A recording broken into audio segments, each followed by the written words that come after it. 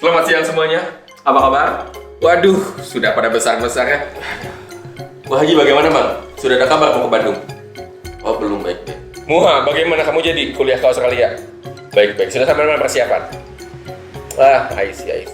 Saya cuma berpesan, jangan terlalu berfokus pada belajar ya ketika di sana, tapi fokus mencari relasi. Koneksi selalu dibutuhkan untuk keberlangsungan hidup kita di masa depan. Kita tidak bisa hidup tanpa koneksi, karena kita kemanapun butuh koneksi. Kita kesini kemarin butuh koneksi. Saya minumnya teh aja ya, nggak usah pakai gula, karena saya gulanya bawa sendiri. Maka dari itu carilah koneksi sebanyak-banyaknya.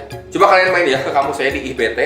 Ada banyak seminar di sana, ini tidak hanya untuk Muhan, tapi untuk Akhir Nabil. Coba kalian cari koneksi. Yang paling penting ya. Apa sih lagi? Koneksi. Seperti